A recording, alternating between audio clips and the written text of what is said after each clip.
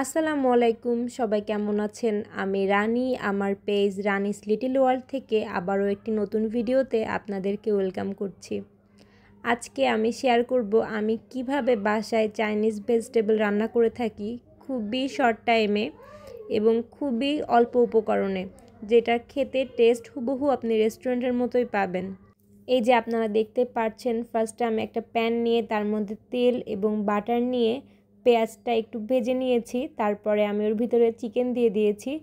যদিও চিকেনটা মেরিনেট করাই ছিল, তারপরেও আমি এর ভিতরে একটু করে আদা রসুন বাটা দিয়েছি।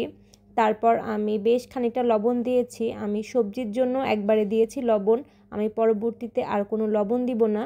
আমার চিকেনটা এখানে সুন্দর করে ভাজা ভাজা হয়ে গেলে তারপরে আমি আমার ফ্রিজে রাখা ফ্রোজেন সবজি যেগুলো অ্যাভেলেবেল ছিল সেগুলো দিয়ে দিলাম এবং আমি সবজিগুলো চিকেনের সাথে একটু ভেজে নিব, যাতে কাঁচা যে স্মেলটা থাকে সেটা একটু চলে যায়।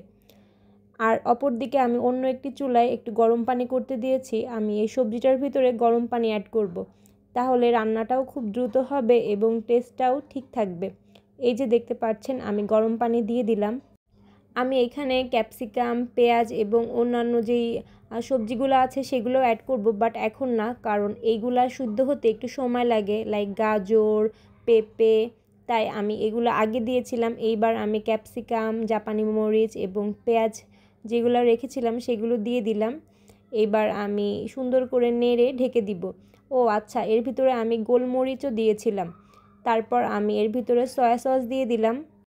তারপর এটাকে আমি সুন্দর করে নেড়ে দিব এবং ঢেকে দিব যতক্ষণ না পর্যন্ত এটা সুন্দর মতো সিদ্ধ হয়।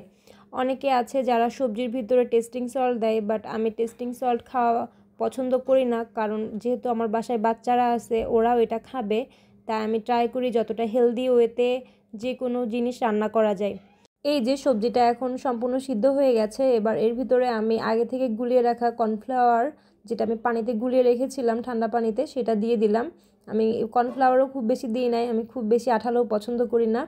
এই যে তারপর সবজিটা একটু ঘন হয়ে আসলে আমি এর ভিতরে একটু করে চিনি এবং একটু করে ঘি দিয়ে দিব।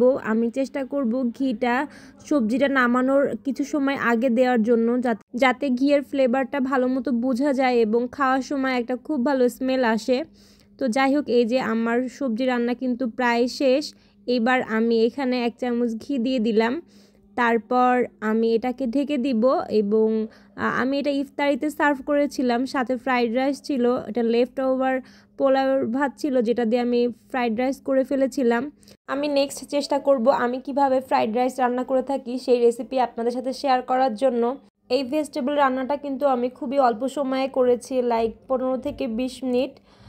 তো কার কাছে কেমন লাগলো জানাতে পারেন। নেক্সট নতুন কোনো ভিডিওতে আপনাদের সাথে আবারও দেখা হবে। সবাই ভালো থাকবেন। আল্লাহ হাফেজ।